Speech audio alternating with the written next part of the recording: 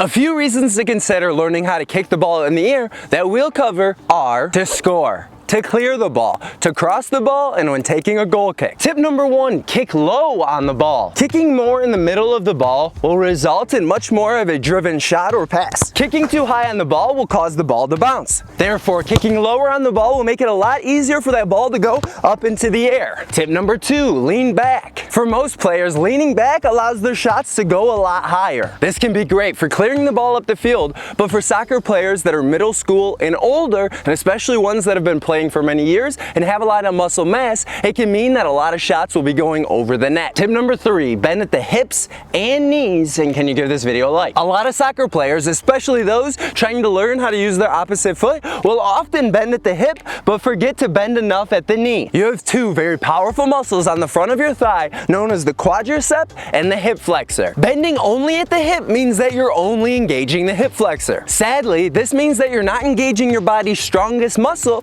the quadricep. Therefore, by bending at the hip and at the knee, you're going to be able to get more power to be able to strike the ball into the air. Tip number 4, use the bone of your foot. The bone of your foot, where the leather meets the laces, is the hardest part of your foot, so by hitting the ball with the hardest portion of your foot, it makes it even easier for the ball to go higher into the air. By the way, I'm Dylan Joseph, trainer and #1 best-selling Amazon author. Tip number 5, follow through. Make sure to follow through after striking the ball for more power in one of 2 ways. Follow through by using both your leg and your body. Following through means that you're not stopping your leg when it makes contact with the ball, but instead you keep your leg going through the ball as you go and strike the ball. Also, by only following through with just your leg, you limit your shot power.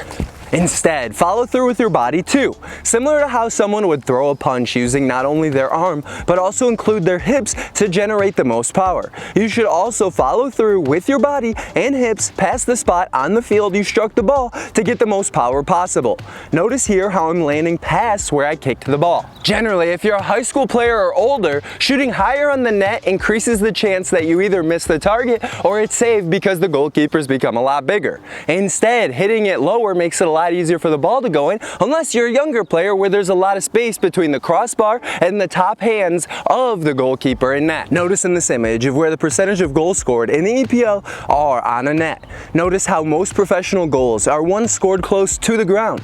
So though upper 90 shots look sweet and are great to aim for in free kicks, you should be shooting low and driven or bent shots away from the goalkeeper to increase your chance of scoring. However, you may be wanting to kick the ball in the air in order to clear it. Then that's perfectly fine. Aim to clear the ball to either sideline towards the 50-yard line or far enough past the defensive line so that they have to turn their backs in order to be able to collect the ball and they can't just bomb it back into the box and continue their attack. This is also really beneficial if you have a speedy forward or striker that you can play the ball up the field and they can run onto it and potentially create the opportunity of a breakaway. Therefore, crosses into the box as well as changing the side of play from one side of the field to the other often requires balls that are in the air. Unless there's a clear path on the ground to your teammate, which is unlikely, it's going to be intercepted. If you're taking a goal kick, then definitely being able to kick the ball well into the air is super important, unless it makes more sense to pass it to a teammate so you can possess the ball from the back. With the change in rules now, allowing a defensive player to be in the box with the goalkeeper without having any players from the other team inside the 18-yard box, the new rules make it so that it makes even more sense that you pass it to a teammate within the box